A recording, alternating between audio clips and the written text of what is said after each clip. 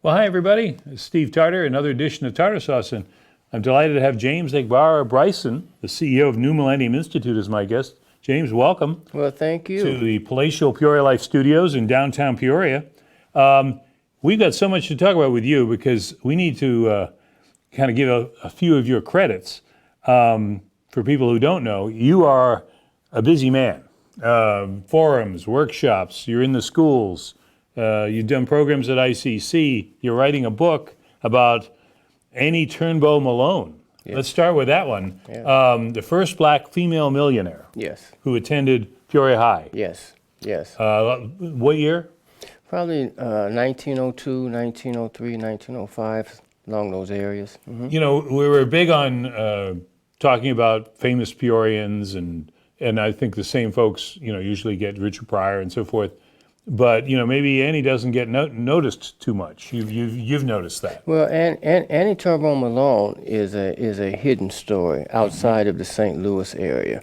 Most people do not know who she is. Most people do not recognize her.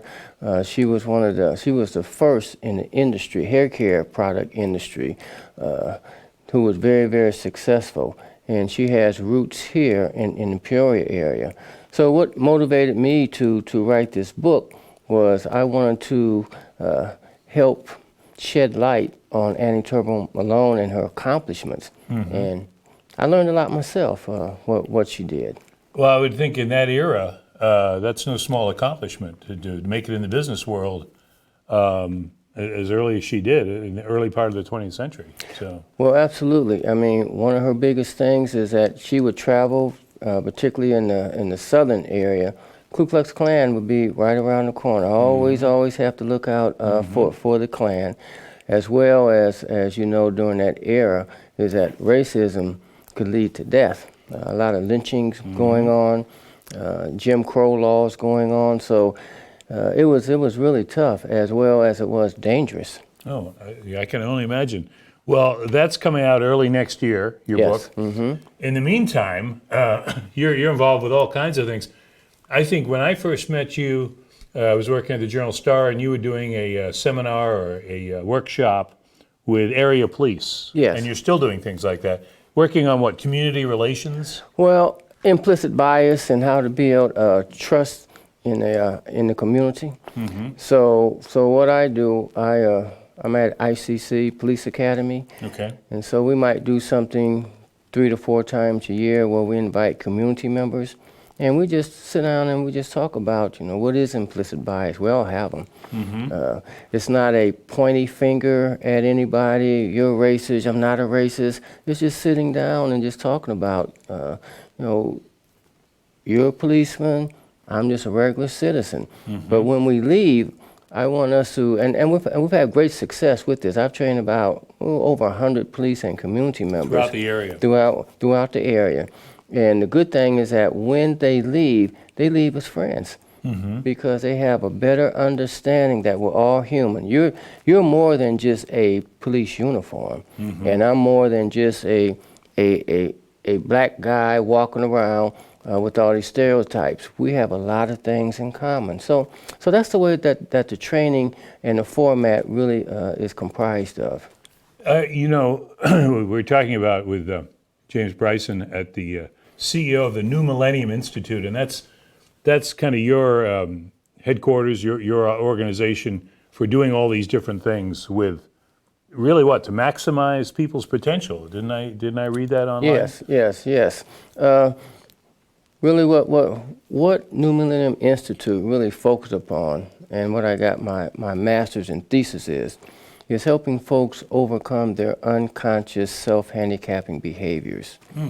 And such as? Well, such as, let's say that procrastination.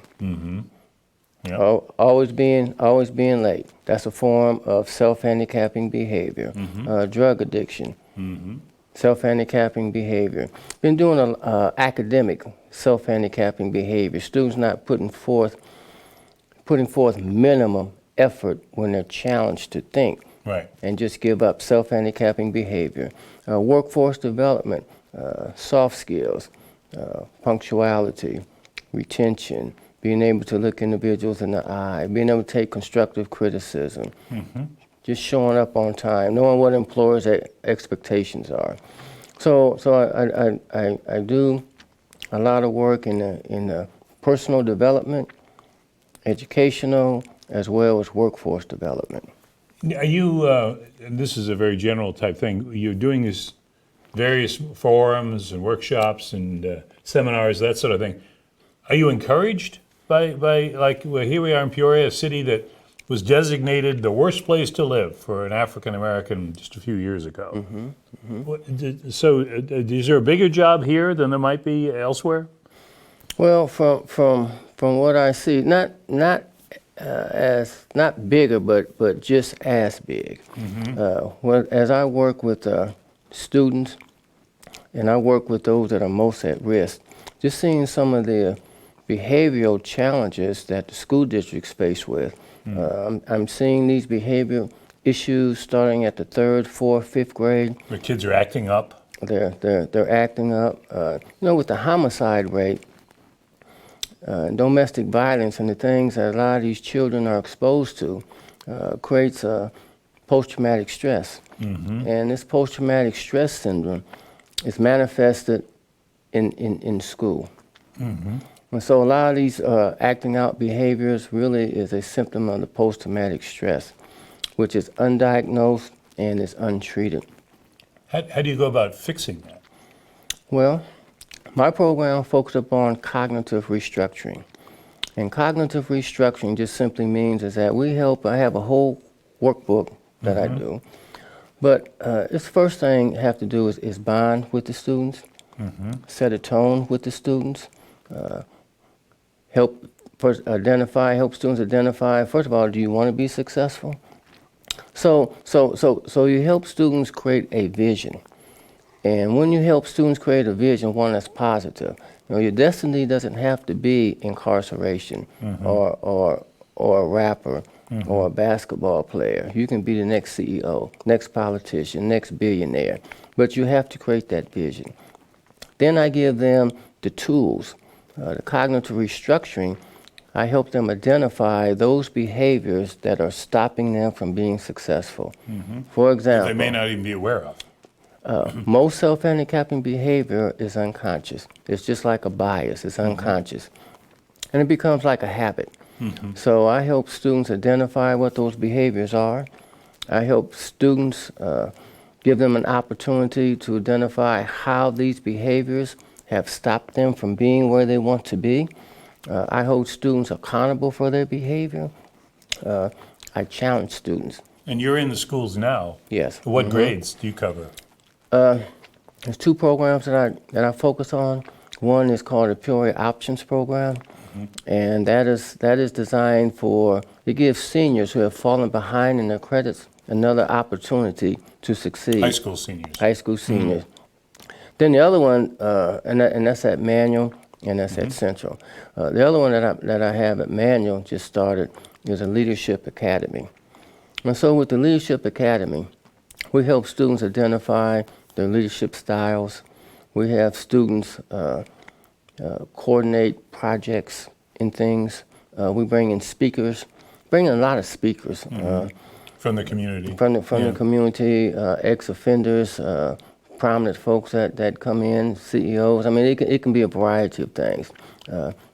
So one of the things, too, that we're currently working on is we're working with the schools and War Muhammad in the sense of, you see my book here, hip-hop and gangster rap really plays a tremendous, powerful tool with creating the mindsets of our students.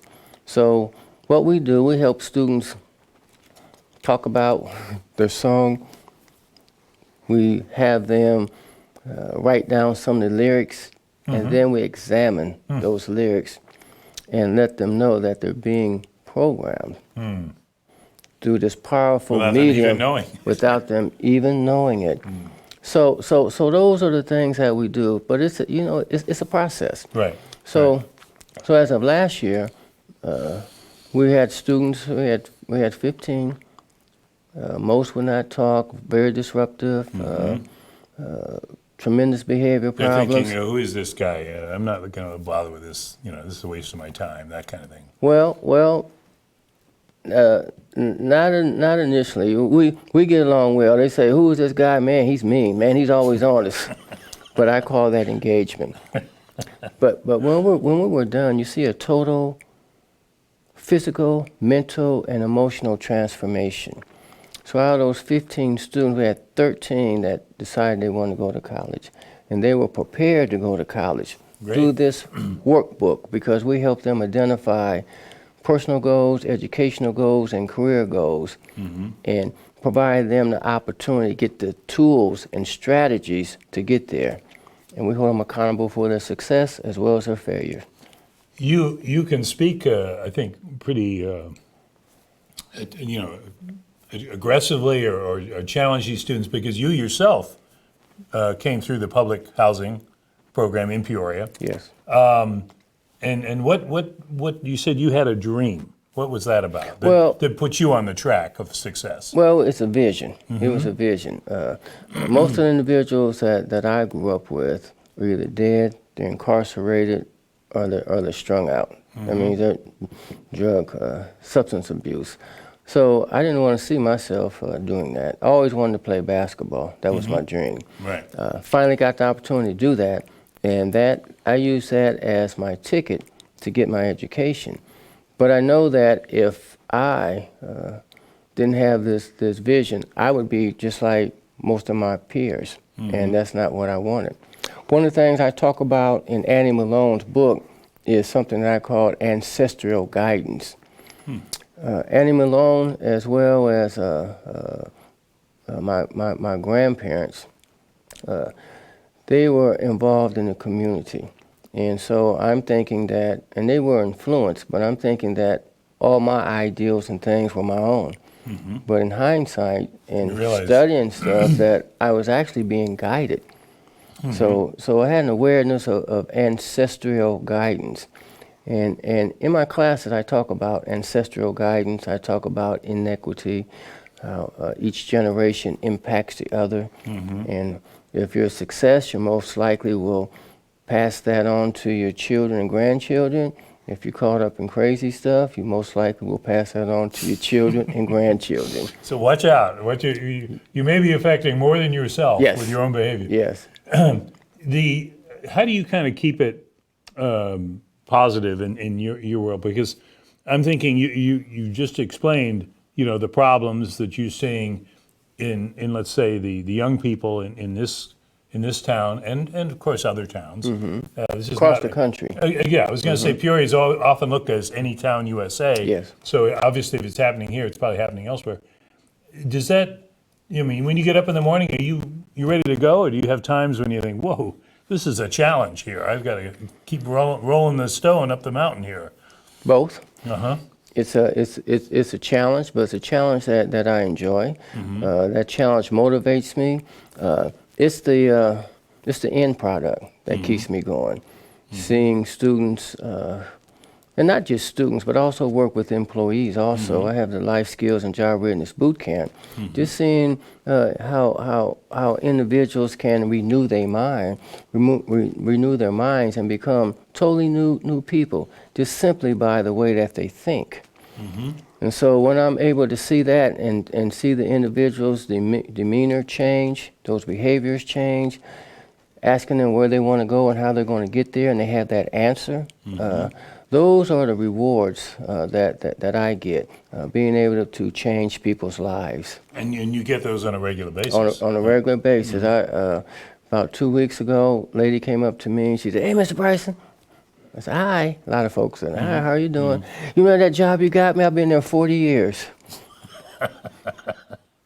So I worked through workforce development. That used to be the CETA program and JTPA. So my background is in training, but I've had great success with that. So those are the things that keep me going. I know that people can change. That's what keeps me going. And do people realize that, or do they think, well, this is just the way I am? I mean, that's one of the things you have to get through, break through that barrier of, this is me, I can't change, or at least I'm guessing that's what you run up against. Well, yeah, I mean, you are where you are where you are. You are as you think, so you are. And so individuals who where they are, that's where they are. However, that's not where they have to stay. Right. So with your vision, you work towards your vision. Now, I help you develop a vision that you want for your life. So I might ask you 5 years from now, where do you see yourself? Well, I don't know. I don't have any idea. Okay, well, let's think about it. So as I help you create a vision, and that vision becomes yours, then I give you the tools and the strategies and the mindset to get there. And so those are the things that make the changes. So you are who you are, but you're much greater than who you are right at this point. James, if somebody is watching or listening to this and thinks, I'd like to engage that further, is there information on your website? What do you suggest to somebody who wants to hear more of what you're talking about? Yeah, there's information on my website, JB New Mill. I'm also on Facebook, James Bryson. You can reach me. My phone number is 309-208-8778. So I do personal workshops, personal development workshops. And you said that too, periodically doing police or public workshops at certain times too. The police workshops, I got one scheduled for next month. Okay. So there'll be some information coming out on that if a community member is interested in attending the implicit And that's bias. open to anybody, not just the police. Correct. Okay. It's open to the police and then community members. Because from my perspective, I wanted the police to hear what the community has to say, what their perception is. And I want the community to hear what some of the issues and challenges that the police are facing. And then we come up with strategies on how to keep those things going. So also I have work with a lot of employers. Peoria, not just Peoria, but the country in terms of workforce development is having issues in terms of not so much finding people, that's a challenge. Right. Retention. Because, we always hear young people will go from job to job or, 2 years and then move on and so forth. Whereas it used to be you stayed put for a while or you found the job you wanted and stayed there. It's not the case anymore. Yes. And you have to deal with that. You have to deal with that, and employers find themselves having employees and a revolving door, which costs employers tremendous amount of money. So the strategy is, how can we help employees and supervisors help their employees overcome their self-handicapping behaviors as it relates to the working place? And that would equal retention. Yes. In many cases. That's exactly not only just not just retention, but retention. The higher your retention is, the more you can recruit, but also upward mobility and job satisfaction and performance. Well, you're writing books. You've got these classes going on. How do we get more of you out there in the community? Can you be cloned, or can we work this out? Because I tell you, I can always schedule things. Well, it's great to hear it. Now, I should mention you did a program at ICC, and you may have mentioned this already, but we have time maybe just to reference it. Harvesting Dreams. What's that about? Harvesting Dreams is a African American male retention program designed to keep African American males in school. When Dr. Irwin was out there, and still to this point, African American males have the lowest graduation rate because they don't stay in school. So this program was designed to help African American males stay in school. So we met once a week. I think when I left, we might have had 40 to 50 students, and that was during the lunch break. So that program is still going on. I was out there 2 weeks ago and spoke to the students. But we had a lot of success with Harvesting Dreams. These high school kids? These are college students. These are in college at ICC. Okay, gotcha. But also Harvesting Dreams not just dealt with the college students on campus, but also the community. Gotcha. Well, James, we're out of time, and we could go on here because you've got all this material right here is an indication of how busy you've been. But we encourage people to get a hold of you or catch you the next time you're doing a program. Yes. James Bryson, thank you so much Thank for you your for time having and what me. you do for our community. Thank you so much. Thank you for having me. Well, it's our pleasure. And we'll see you next time on Tarter Sauce. PeoriaLife.com